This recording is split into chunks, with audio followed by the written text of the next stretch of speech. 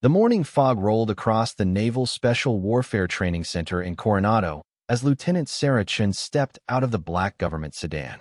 Her boots hit the asphalt with purpose, each step measured and confident despite the weight of expectation pressing down on her shoulders. At 28 years old, she carried herself with the quiet intensity of someone who had fought for every opportunity, every promotion, every chance to prove that gender meant nothing when bullets started flying. The driver, a young sailor who couldn't have been more than 20, glanced at her through the rearview mirror one last time before driving away. Sarah caught his look and recognized it immediately. The same mixture of curiosity and doubt she had seen countless times throughout her military career. She was used to being the only woman in rooms full of men who questioned whether she belonged there. Sarah adjusted the strap of her gear bag and walked toward the imposing concrete building that housed some of the most elite warriors in the world. The Navy SEALs had a reputation that extended far beyond the military. They were legends, ghosts who moved through enemy territory like shadows and eliminated targets with surgical precision. For the past 50 years, their ranks had been exclusively male, and many believed it should stay that way. But times were changing, slowly and often reluctantly. The Department of Defense had opened combat roles to women, and now the SEALs were being pressured to prove their selection process was truly about capability, not gender. Sarah Chun was their test case, though she preferred to think of herself as their wake-up call. Commander James Mitchell waited for her in the main briefing room, his weathered face showing the kind of lines that came from decades of squinting through rifle scopes and making life-or-death decisions in hostile territory.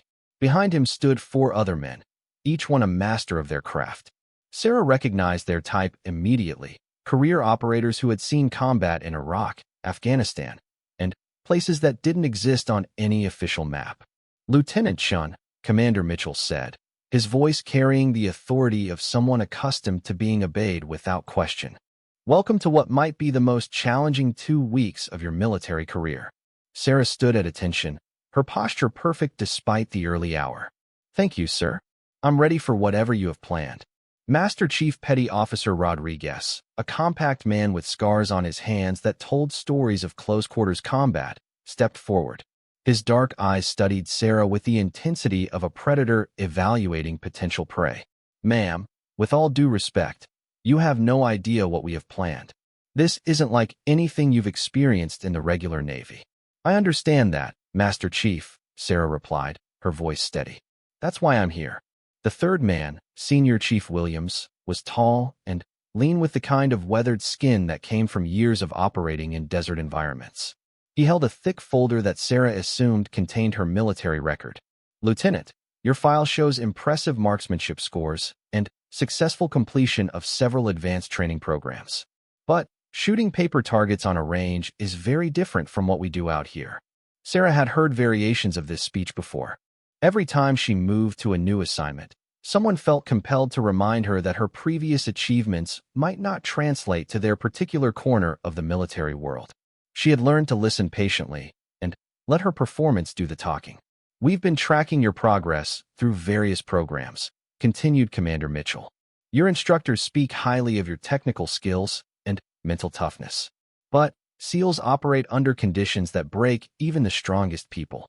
We need to know if you can handle not just the physical demands, but the psychological pressure that comes with being responsible for your teammates' lives." The fourth man, Chief Petty Officer Anderson, had remained silent until now. He was older than the others, probably in his late 40s, with gray temples and the kind of calm demeanor that suggested he had seen everything the world could throw at him. "Lieutenant, before we begin any practical exercises, I need to ask you directly, why do you want to be here? And please don't give me some rehearsed answer about serving your country. We all serve our country. Why do you specifically want to be a SEAL?" Sarah had anticipated this question and had prepared what she thought was a good answer. But standing in that room, surrounded by men who had earned their place through blood and sacrifice, she realized that anything less than complete honesty would be an insult to them and herself. "Chief, I want to be here because I believe I can do this job better than most people, regardless of my gender," she said. "I've spent my entire career being told what I couldn't do, where I couldn't serve, and what roles weren't appropriate for women. Every time, I've proven those limitations wrong. I'm not here to make a political statement or to break barriers just for the sake of breaking them. I'm here because when Americans are in danger overseas, I want to be one of the people who brings them home. The room fell silent for several moments. Sarah could hear the distant sound of helicopters taking off from the nearby airfield and the rhythmic crash of waves against the shore. Finally, Commander Mitchell nodded slowly. Fair enough, Lieutenant. Your honesty is appreciated. Now let's see if your skills match your confidence. Master Chief Rodriguez opened a large map case and spread several aerial photographs across the conference table. The images showed a complex urban environment with multi-story buildings, narrow alleyways, and what appeared to be a large industrial complex on the outskirts.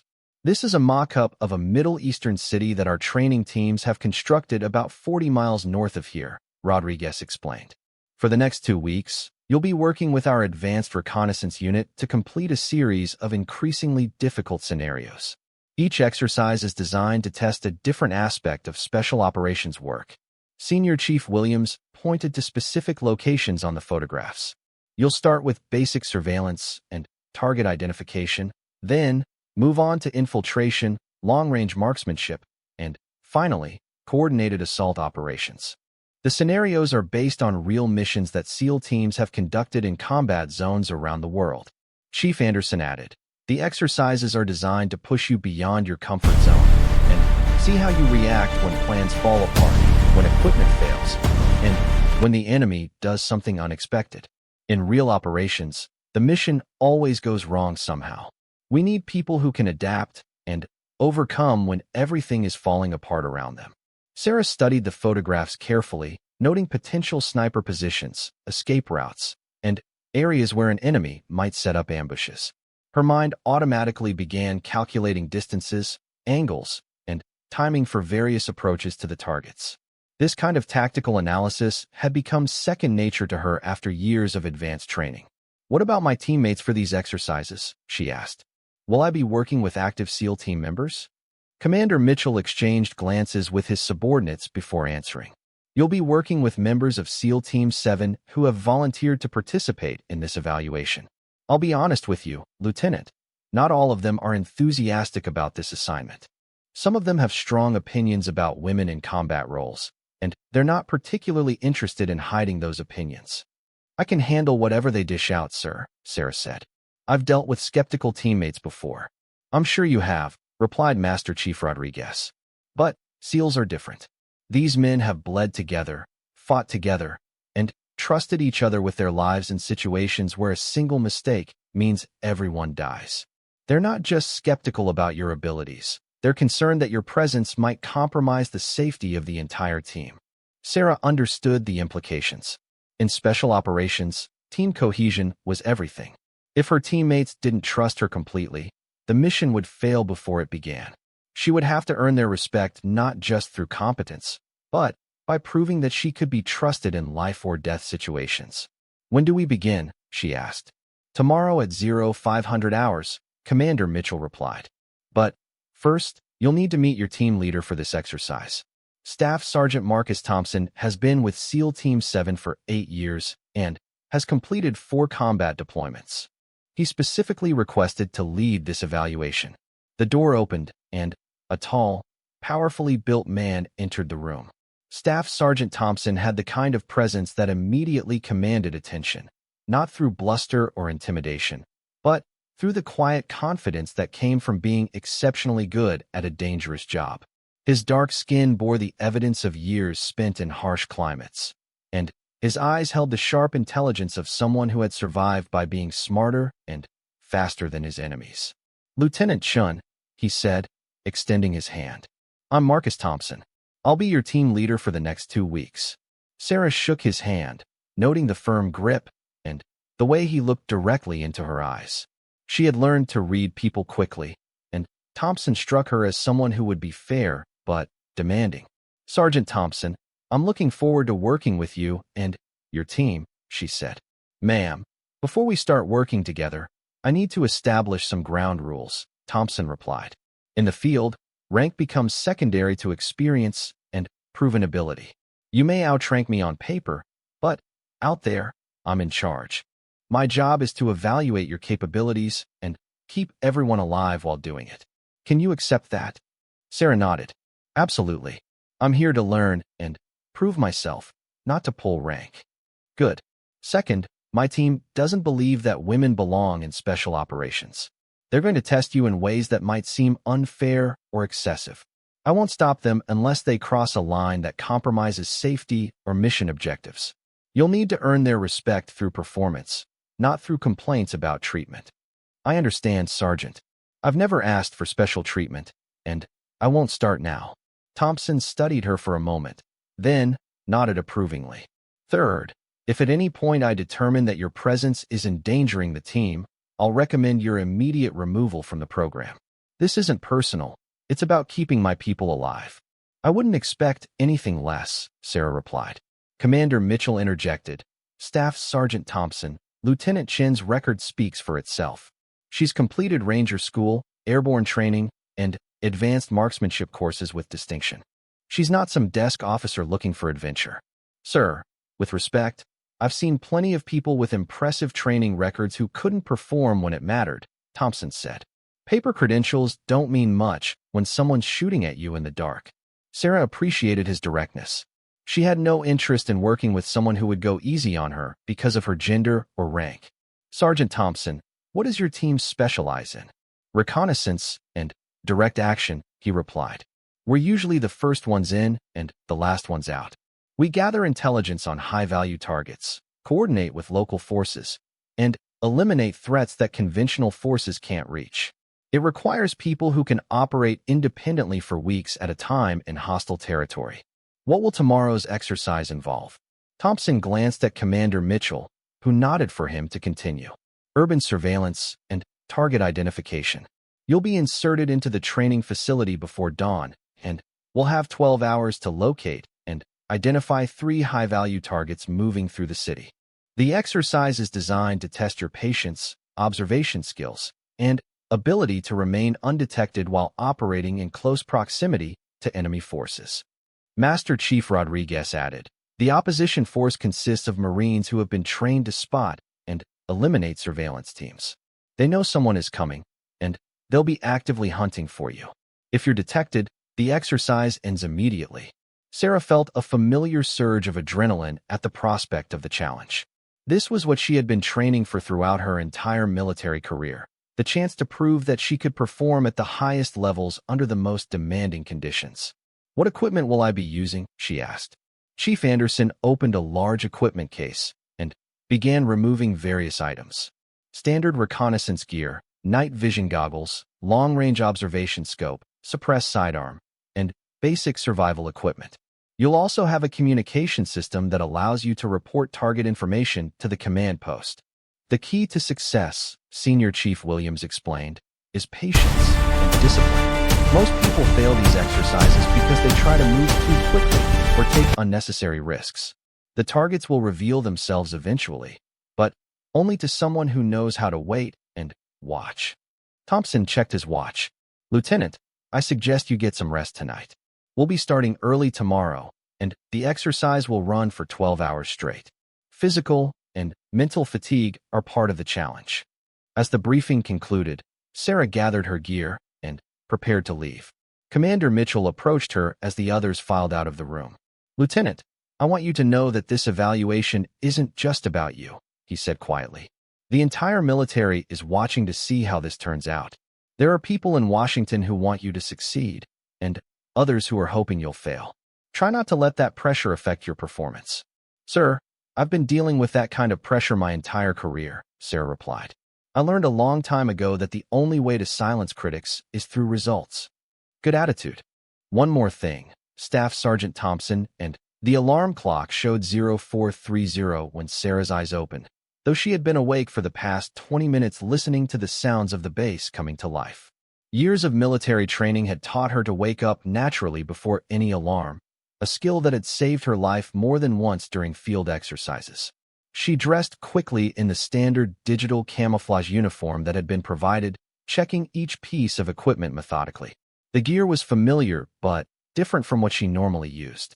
The night vision goggles were newer models with enhanced clarity, and The suppressed pistol was a precision weapon that she had only read about in technical manuals. Everything had been selected specifically for urban reconnaissance work, designed to help an operator remain invisible while gathering critical intelligence. Sarah met Staff Sergeant Thompson and his team at the equipment shed as the first hints of dawn appeared on the horizon. 3 other SEALs were with him, each one moving with the casual efficiency that marked experienced combat veterans. They had introduced themselves the previous evening, but she knew it would take time to earn the right to be considered a true teammate. Petty Officer First Class David Martinez was the team's communications specialist, a compact man with intelligent eyes who could establish satellite links under the worst possible conditions. Petty Officer Second Class James Wilson served as the team medic, though Sarah knew that every SEAL was cross-trained in multiple specialties. The third man, Petty Officer First Class Robert Taylor, was responsible for weapons and explosives, his steady hands capable of disarming bombs or assembling complex charges with equal skill. "Morning, Lieutenant," Thompson said as she approached. "Ready for your first real test?" "Yes, Sergeant. I've been studying the maps and photos most of the night." Martinez looked up from the radio equipment he was checking. "Ma'am, studying pictures is one thing. Being out there when people are actively hunting for you is something completely different." Sarah could hear the skepticism in his voice, but she also detected something else: professional concern. These men didn't want her to fail out of malice. They were worried that her failure could compromise their own safety in real operations. "I understand that, Petty Officer Martinez. That's why I'm here, to prove I can handle the real thing." Wilson finished checking the medical supplies and ammunition loadouts. "Lieutenant, no disrespect intended, but we've all seen soldiers who performed perfectly in training and then froze up the first time someone shot at them. Combat changes everything." "I've been in combat," Sarah replied quietly. "Afghanistan, 2019. 3 months with a forward operating base near Kandahar.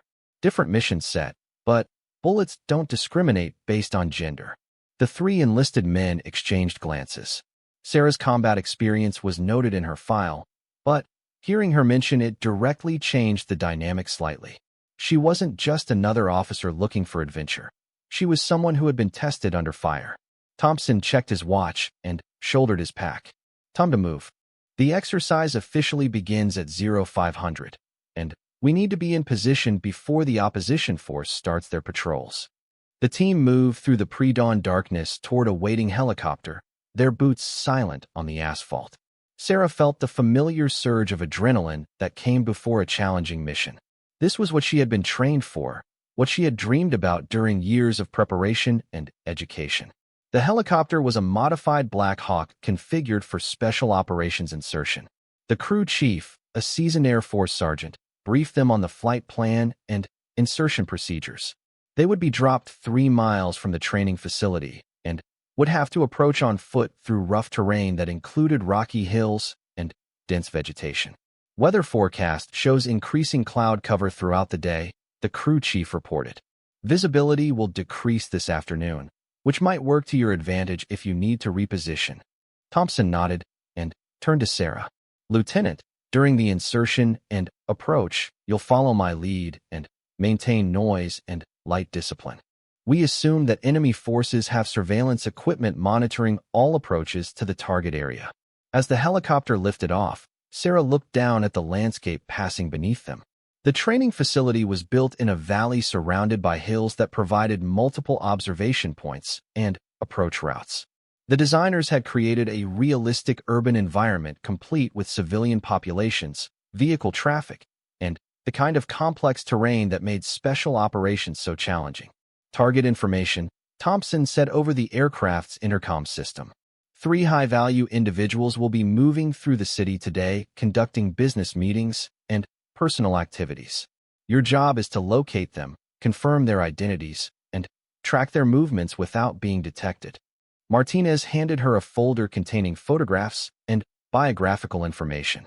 HVT-1 is Ahmad Hassan, supposedly a businessman, but actually a weapons smuggler. He's scheduled to meet with local contacts at several locations throughout the city. HVT-2 is Maria Santos, a finance specialist who moves money for terrorist organizations. HVT-3 is Viktor Petrov, a former military officer who trains insurgent forces. Sarah studied the photographs carefully, memorizing facial features, clothing preferences, and physical characteristics. In real operations, positive identification was crucial, the difference between mission success and tragic mistakes that could haunt operators for the rest of their lives. The challenge, Wilson explained, is that all three targets know they're being hunted. They'll use counter-surveillance techniques, change clothing, and employ bodyguards throughout the day. You'll need to be absolutely certain of your identifications before reporting target locations. The helicopter began its descent toward the landing zone, a small clearing several miles from the training facility. Sarah checked her equipment one final time and prepared for what would be the most important 12 hours of her military career. Taylor leaned toward her as the aircraft settled into a hover above the landing zone. "Ma'am, one piece of advice. Trust your instincts out there. If something feels wrong, it probably is. Better to lose a target than to get yourself captured or killed." The team rappelled from the helicopter into thick brush that immediately concealed them from any potential observers. Within seconds of touching down, they had melted into the terrain and were moving toward their objective with the fluid coordination that marked experienced operators. Sarah followed Thompson through a landscape that seemed designed to test every aspect of infantry movement and concealment. They crossed rocky ridges that required careful foot placement to avoid noise, descended through dense vegetation that could hide enemy observation posts, and navigated around open areas that would expose them to surveillance. "Comms check," Thompson whispered into his radio. "Command, this is Recon 1. Team is inserted and moving toward objective." "Recon 1, Command. You are cleared to begin surveillance operations. Opposition force is active and conducting counter-reconnaissance patrols." The words sent a chill down Sarah's spine. Unlike training exercises where the enemy followed predictable patterns, today's opposition force would be actively trying to locate and eliminate her team. They would use real military tactics and would show no mercy for operators who made mistakes. After 2 hours of careful movement, the team reached an observation point on a hill overlooking the training facility. Through high-powered binoculars, Sarah could see a complex urban environment that looked remarkably like the Middle Eastern cities where SEALs conducted real missions.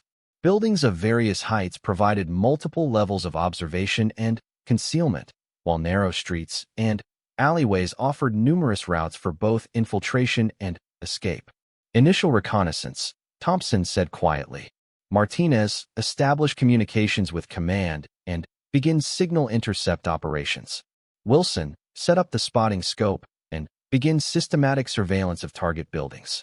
Taylor, establish security and watch for enemy patrols." Sarah positioned herself next to Wilson and began her own systematic observation of the city below. The morning sun was rising behind them, providing excellent visibility while keeping their position in shadow. Through her binoculars, she could see people beginning to move through the streets. Some were role players acting as civilians. Others were opposition force members disguised as ordinary citizens. "There," Wilson said softly, pointing toward a 3-story building near the city center. "Second-floor window, eastern exposure. Someone with binoculars watching our general area." Sarah adjusted her binoculars and spotted the observer.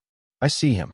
Probably counter-surveillance, trying to identify any observation posts on the surrounding hills." "Good eye," Thompson acknowledged. "That's exactly the kind of threat awareness that keeps teams alive in real operations." For the next 3 hours, Sarah watched the city with the patience of a hunter waiting for prey. She cataloged the movements of dozens of people, noting patterns and identifying individuals who appeared repeatedly in different locations. The opposition force was good. They used sophisticated techniques to blend in with civilian populations and would be difficult to distinguish from innocent bystanders. At 1,030 hours, her persistence was rewarded. Through the spotting scope, she observed a tall man with dark hair entering a cafe near the central marketplace. His movements were confident but cautious, and he paused to scan the surrounding area before entering the building. "Possible HVT identification," she whispered into her radio. "Male subject entering the Sunrise Cafe matches the general description of Ahmad Hassan. Need better angle for positive identification." Thompson moved to her position and studied the target through his own binoculars. Good spot, but you're right about needing confirmation. The angle from here doesn't give us a clear view of his face. I can get closer, Sarah said. There's a building about 400 meters north of the cafe with a good vantage point. I can establish an observation post there and get the photos we need for positive identification. Martinez looked up from his communications equipment. Ma'am, that building is well within the opposition force patrol area. If they spot you moving into position, this exercise is over. I understand the risk, but we need positive identification to complete the mission, Sarah replied. I can get there unseen if I use the drainage system that runs along the eastern edge of the city. Thompson considered her proposal carefully. In real operations, this kind of decision could mean the difference between mission success and catastrophic failure. Moving closer to the target increased the chances of gathering vital intelligence, but it also dramatically increased the risk of detection and capture. Describe your route, he said finally. Sarah pointed out her planned approach on the map. I'll move down the hillside using the ravine for concealment, then follow the drainage canal until I reach the target building. The building has external fire escapes that will give me access to upper floors without going through the main entrances. Wilson studied the route through his binoculars. That drainage canal runs directly past two buildings that are known to house opposition force observation posts. You'll be exposed for at least 50 meters during the approach. I've calculated the timing based on their patrol patterns, Sarah said. If I move during the next 15-minute window, I should be able to reach the building without being observed. Taylor shook his head. Ma'am, those patrol patterns could change at any time. This isn't worth the risk. Sarah understood their concerns, but she also knew that proving herself required taking risks that others might avoid. Sergeant Thompson, in a real operation, would this intelligence be worth the risk? Thompson was quiet for several moments, weighing the tactical situation. In a real operation, identifying a high-value target could save American lives and prevent terrorist attacks. Yes, it would be worth the risk. Then, I'm going, Sarah said. If I'm detected, the team can continue the mission from this position. Negative, Thompson replied. If you're going, I'm going with you. We don't leave people behind, even in training exercises. Sarah appreciated the gesture, but she knew that her best chance of success was moving alone. Sergeant, with respect, I'll be harder to detect moving solo. My smaller size gives me advantages in urban terrain that larger operators don't have. Martinez monitored the radio traffic from opposition forces while the team debated their next move. Heads up, he said quietly. Enemy patrols are reporting increased activity on the northern approaches to the city. They might be onto us. Thompson made his decision. Lieutenant, you have 15 minutes to get into position and identify the target. If you're not back in radio contact by 1100 hours, we extract immediately. Sarah gathered her essential equipment, binoculars, camera, sidearm, and radio, and began her descent toward the city. The terrain was more challenging than it had appeared from the observation point, with loose rocks that could create noise and vegetation that seemed designed to snag equipment and clothing. The drainage canal provided excellent concealment, but was partially filled with stagnant water that soaked through her boots within minutes. Sarah ignored the discomfort and focused on moving silently through the concrete tunnel that would bring her close to the target building. Emerging from the drainage system, she found herself in an alley behind a row of 3-story buildings. The target cafe was visible through a gap between buildings, and she could see people moving in and out of the establishment. The fire escape on the nearest building was exactly where the reconnaissance photos had indicated, but reaching it would require crossing an open courtyard where she could be observed from multiple directions. Sarah waited for 5 minutes, timing the movements of people in the surrounding area. When she was confident that no one was watching, she sprinted across the courtyard and reached the base of the fire escape. The metal stairs were old and potentially noisy, so she climbed slowly and carefully to avoid creating sounds that might attract attention. The third-floor window she had targeted provided an excellent view of the cafe entrance and the surrounding street. Through her binoculars, Sarah could see the man who had entered the cafe earlier. He was now seated at a table near the window, engaged in conversation with 2 other men. The angle was perfect for facial recognition, and Sarah quickly confirmed that the subject was indeed Ahmad Hassan, the weapons smuggler they had been tasked to identify. She photographed him from multiple angles and documented the appearance of his associates, information that would be valuable for future operations. Recon 1, this is Overwatch, she whispered into her radio. Positive identification on HVT-1. Ahmad Hassan is currently in the Sunrise Cafe with 2 unknown associates, taking photos for intelligence purposes. Overwatch, Recon 1. Excellent work. Can you maintain observation from your current position? Sarah studied the surrounding area through her binoculars and spotted potential problems. Negative. I've got opposition force members conducting foot patrols in this area. I need to relocate before they spot my position. Understood. Extract back to our location and we'll continue surveillance from here. The return journey proved more challenging than her infiltration. Opposition force patrols had increased their activity, and Sarah had to wait in the drainage tunnel for 20 minutes while a squad of Marines searched the surrounding area. Their techniques were professional and thorough, and she realized that a less experienced operator might have been detected. When she finally rejoined Thompson's team, she found them preparing to move to a new observation point. Welcome back, Thompson said. Outstanding work on the target identification. How did the opposition force look down there? Professional and aggressive, Sarah replied. They're using real counter-surveillance techniques, and they're definitely hunting for us. We'll need to be very careful about any future movements into the city. Wilson had been monitoring radio communications while she was away. We've identified possible locations for HVD-2 and 3 based on intercepted radio traffic. Maria Santos is apparently meeting contacts at the financial district, and Viktor Petrov has been spotted near the industrial complex. The team spent the next 6 hours conducting surveillance from multiple positions, each location carefully chosen to provide good observation while minimizing the risk of detection. Sarah's successful infiltration had proven her ability to operate independently in hostile territory, and she noticed that the team's attitude toward her had begun to shift. By late afternoon, they had successfully identified all 3 high-value targets and documented their activities throughout the day. The intelligence gathered would have been sufficient for planning direct action operations against each target in a real combat situation. Final phase, Thompson announced as the sun began to set. We need to extract from this area without being detected by opposition forces. They know someone has been conducting surveillance, and they'll be watching all the obvious routes back to the landing zone. Martinez monitored enemy communications while the team planned their extraction route. Bad news, he reported. Opposition forces have established checkpoints on all the main routes leading away from the city.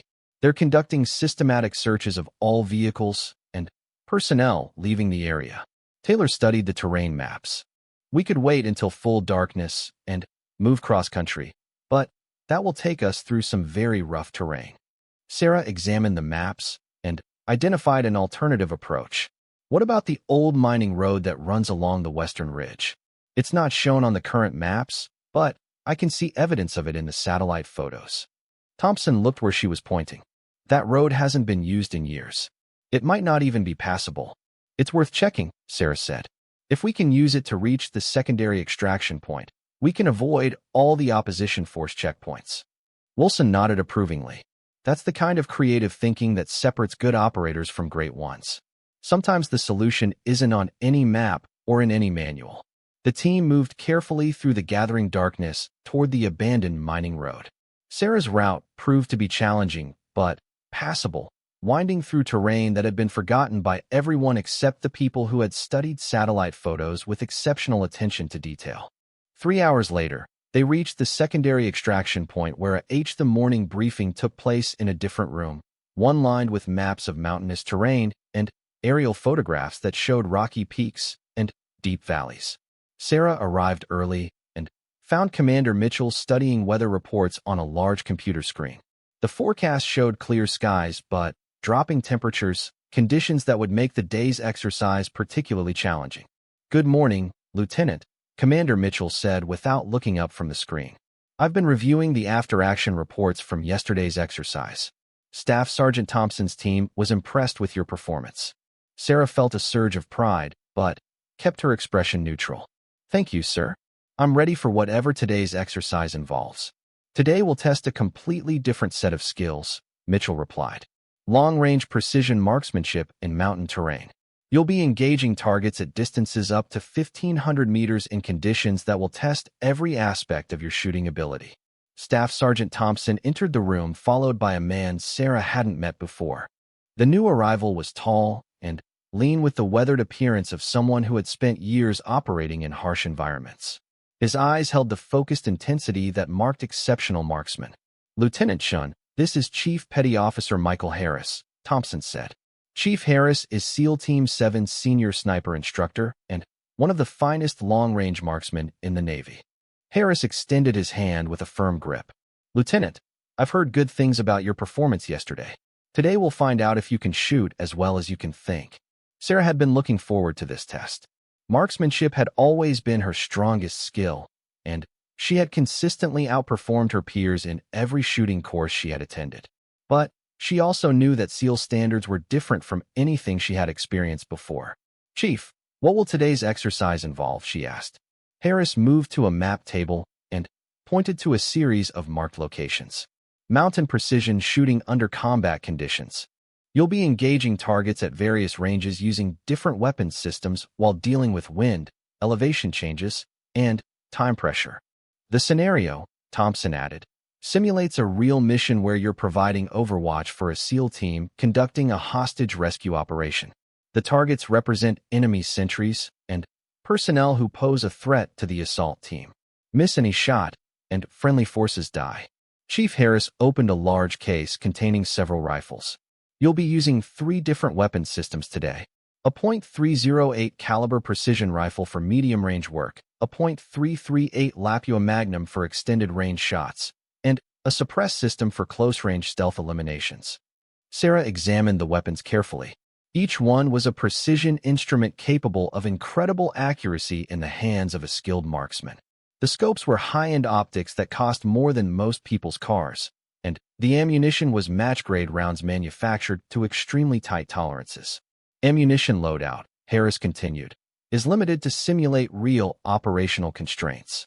You'll have 10 rounds for each weapon system, and every shot must count.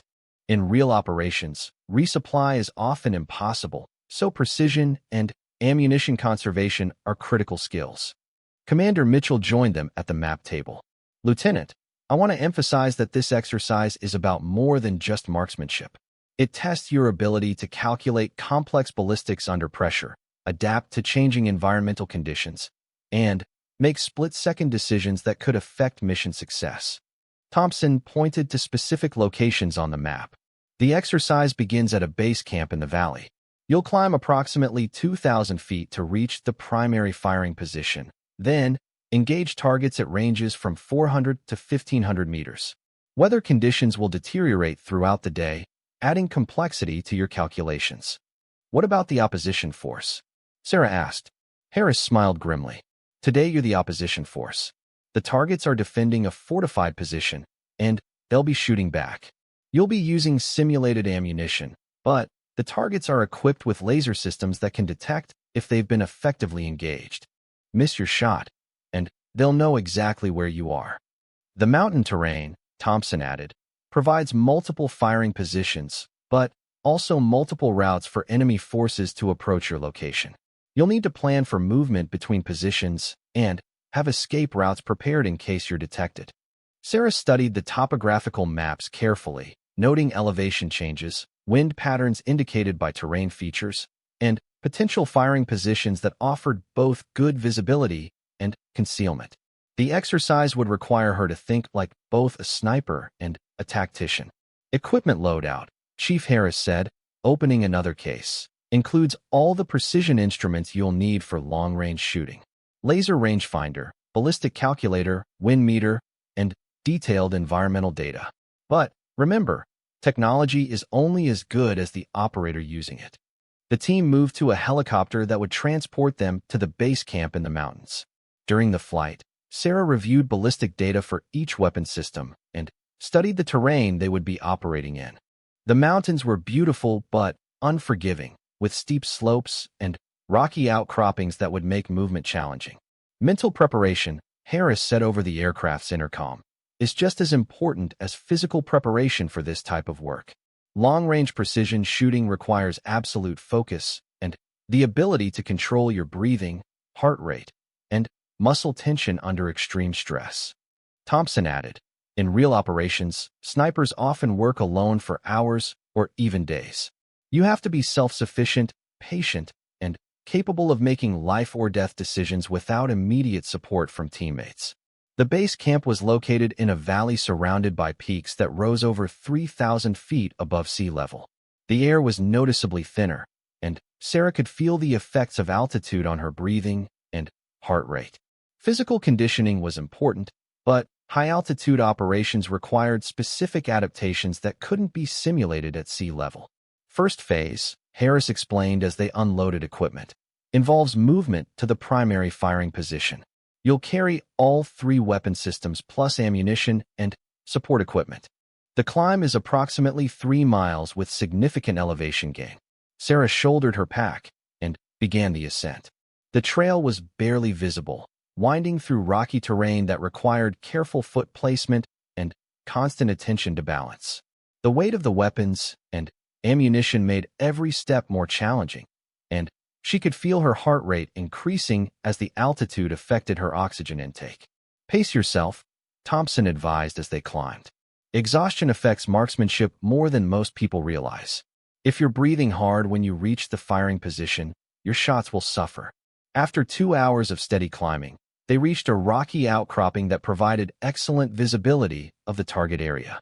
Through binoculars, Sarah could see several structures that represented the enemy compound, with targets positioned at various distances and elevations. Range estimation, Harris said, handing her a laser rangefinder. Before you can make accurate shots, you need to know exactly how far each target is from your position. Sarah systematically ranged each target, recording the distances in a notebook designed for ballistic calculations. The nearest target was at 420 meters, while the most distant was at 1,480 meters. Each shot would require different calculations based on bullet drop, wind drift, and atmospheric conditions. Environmental conditions, Harris continued, change constantly in mountain terrain. Wind speed and direction can vary significantly between your position and the target area, and temperature differences affect bullet velocity and trajectory. Using a precision wind meter, Sarah measured wind conditions at her firing position, but she knew that the wind might be completely different in the valley where the targets were located. Reading environmental conditions accurately was one of the most challenging aspects of long-range shooting. First target, Thompson announced, is the Sentry Tower at 700 meters. You have 2 minutes to engage and neutralize the threat. Sarah selected the .308 caliber rifle and quickly calculated the required adjustments for range, wind, and elevation. The mathematics of ballistics was complex, but years of training had made the calculations almost automatic. She adjusted the rifle's scope and settled into a stable shooting position. The target was clearly visible through the scope, a silhouette representing an enemy sentry who posed a threat to the assault team.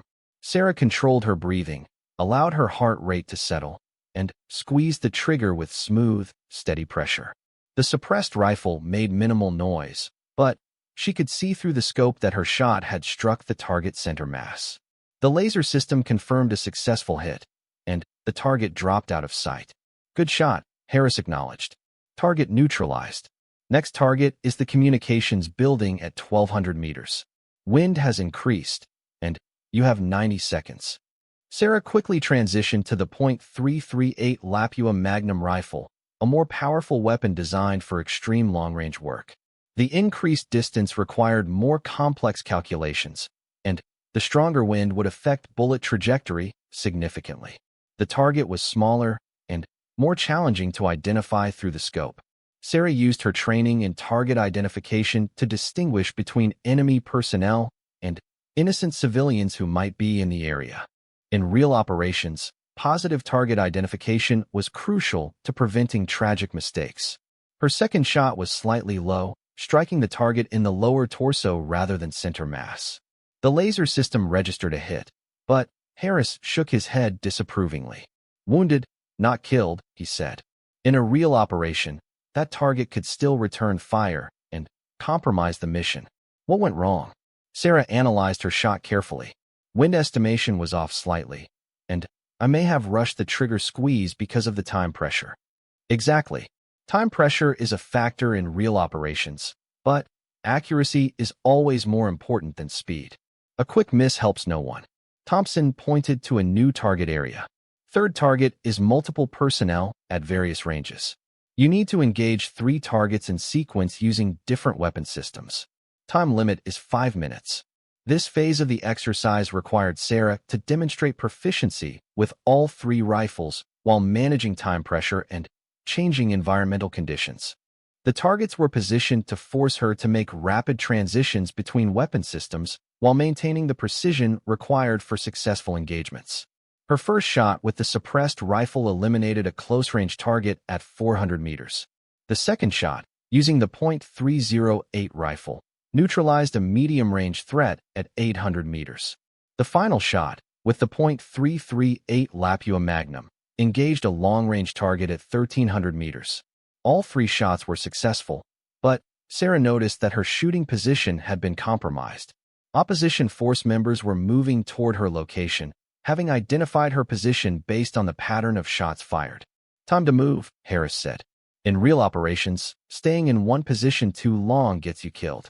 You need to relocate and continue the mission from a new firing position. Sarah quickly packed her equipment and began moving to an alternate position she had identified during her initial reconnaissance. The movement required her to traverse rocky terrain while carrying heavy weapons and ammunition, all while staying concealed from enemy observation. The second firing position was more challenging, requiring her to shoot from an unstable platform with limited space for proper positioning. This simulated the kind of improvised shooting positions that snipers often encountered in real combat situations. Advanced targets, Thompson announced. Moving vehicles and personnel at maximum range. Environmental conditions are deteriorating, and you have multiple threats to engage simultaneously. The final phase of the exercise pushed Sarah to the limits of her abilities. The targets were moving, the range was extreme, and changing weather conditions affected visibility and bullet trajectory. She had to demonstrate not just marksmanship skills, but the ability to think tactically while under extreme pressure. Her first shot at a moving vehicle required her to calculate not just ballistics, but also the speed and direction of the target. The bullet had to intercept the vehicle at exactly the right moment, accounting for the time of flight and the vehicle's movement. The shot was successful, but Sarah immediately faced return fire from opposition forces who had identified her position. Simulated bullets struck the rocks around her firing position, forcing her to move while continuing to engage additional targets. Last target, Harris called out. High-value individual at 1,400 meters, protected by multiple bodyguards. One shot, one opportunity. If you miss, he escapes, and the mission fails. Sarah could see the target through her scope, a figure surrounded by other personnel who complicated the shot. The range was at the extreme limit of her equipment's capability, and environmental conditions continued to deteriorate. She calculated wind speed and direction at multiple points between her position and the target area. Temperature had dropped, affecting bullet velocity. Atmospheric pressure was changing as weather moved through the mountains. Every variable had to be accounted for in her final calculations. The shot required perfect execution. Sarah controlled her breathing, steadied her position, and squeezed the trigger with the precise pressure that years of training had made instinctive. Through the scope, she watched the bullet's impact. The target dropped immediately, and the laser system confirmed a successful hit. The high-value individual had been neutralized, and the simulated mission was complete. Outstanding shooting, Chief Harris said as Sarah secured her weapons. That final shot was at the edge of what's possible with this equipment under these conditions. You've demonstrated precision marksmanship skills that rival anyone in our organization. Thompson nodded approvingly. Lieutenant, your performance today proves that marksmanship excellence isn't about physical strength or gender. It's about mental discipline, technical knowledge, and the ability to perform under pressure. As they prepared to descend from the mountain, Sarah reflected on the day's challenges. The exercise had tested every aspect of precision shooting, from basic marksmanship to complex ballistic calculations under combat conditions. More importantly, it had proven that her skills translated effectively to the extreme scenarios that SEALs faced in real operations. One question, Harris said as they began their descent. What did you think was the most challenging aspect of today's exercise? Sarah considered the question carefully. The mental pressure of knowing that every shot mattered. In training exercises, you usually get multiple attempts to hit targets. Today, every miss could have meant mission failure and friendly casualties. That psychological pressure was more challenging than the technical aspects of the shooting. That's the right answer, Thompson said. In real operations, the pressure is even greater because lives actually depend on your performance. The fact that you recognize and can handle that pressure is what separates professional operators from recreational shooters. The helicopter extraction took them back to base as the sun set behind the mountains. During the flight, Sarah realized that she had completed another crucial phase of her evaluation. The urban reconnaissance exercise had proven her ability to think tactically and operate independently in hostile territory. Today's mountain shooting exercise had demonstrated precision skills that met the highest military standards.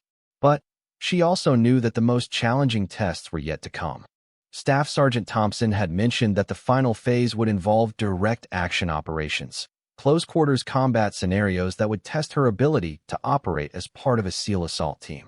Those exercises would determine whether she could truly function as a complete special operations warrior. Tomorrow, Commander Mitchell announced over the radio, we begin the final phase of your evaluation. Direct action training with live ammunition and full contact scenarios. This is where we separate the operators from everyone else. Sarah looked down at the lights of the naval base growing larger as they approached the landing zone. She had come this far through skill, determination, and mental toughness. The final phase would demand all of that and more. The SEALs still believed that no one hunts snipers in the dark, that women couldn't handle the physical and psychological demands of special operations. Sarah Chun was about to prove them wrong in ways they couldn't imagine. The helicopter touched down as darkness settled over the base. Tomorrow would bring the ultimate test of everything she had trained for throughout her military career. She was ready. The helicopter was waiting to return them to base. As they lifted off, Sarah looked down at the training facility and felt a deep sense of satisfaction. She had not just completed the exercise successfully. She had proven that she could think creatively under pressure and contribute to mission success in ways that her male colleagues respected. Lieutenant Thompson said over the aircraft's intercom, "That was some of the best urban reconnaissance work I've seen from anyone, regardless of experience level. Your ability to identify that alternative extraction route probably saved the mission."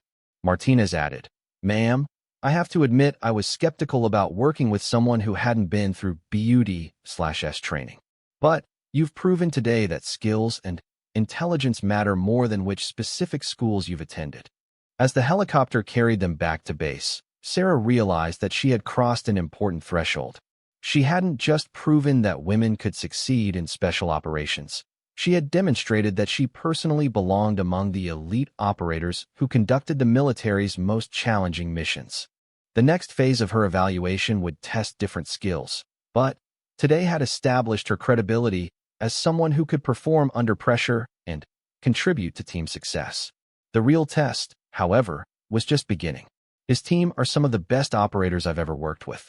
If you can earn their respect, you'll have proven something significant not just to the SEALs, but to the entire special operations community. That evening, Sarah sat in her temporary quarters reviewing maps and satellite images of the training facility. She had been studying the terrain for hours, memorizing every building, every alleyway, and every potential hiding spot. Tomorrow would be her first real test, and she knew that failure was not an option. The facility was designed to replicate the kind of urban environment where SEALs typically operated: narrow streets, multi-story buildings with flat roofs, and plenty of places for both friendly and enemy forces to hide. The challenge would be finding positions that offered good observation while keeping her concealed from the Marines who would be hunting for her. Sarah had always excelled at this type of work. Her small stature, which some people saw as a disadvantage, actually made her harder to spot when she was in position. She could fit into spaces that larger operators couldn't use, and she had developed an almost supernatural ability to remain motionless for hours at a time. But tomorrow would be different from anything she had done before. She wouldn't just be competing against a course or a set of standards. She would be proving herself to men who had serious doubts about whether women belonged in their ranks. One mistake could end not just her own career aspirations, but the opportunities for every woman who might follow in her path. As she prepared for sleep, Sarah thought about the journey that had brought her to this point. Growing up in a small town in Oregon, she had been fascinated by stories of military heroes and special operations forces. While other girls her age were interested in typical teenage pursuits, she had been reading military history and learning about tactics and strategy. Her parents had been supportive, but worried. They understood her passion for military service, but they also knew the challenges she would face as a woman in a male-dominated field. Her father, a Vietnam veteran, had taught her to shoot and had encouraged her interest in outdoor activities. Her mother had emphasized the importance of mental toughness and resilience. Sarah had enlisted immediately after college, determined to prove that women could serve effectively in any role. She had volunteered for every challenging assignment, every advanced school, and every opportunity to test herself against the highest standards. Each success had opened doors to new challenges, eventually leading her to this moment. Tomorrow, she would begin the most important test of her career. Everything she had worked for, everything she had sacrificed, and everything she hoped to achieve in the future depended on her performance over the next 2 weeks. The SEALs had made it clear that they didn't think women belonged in their ranks. Sarah Chun was going to prove them wrong.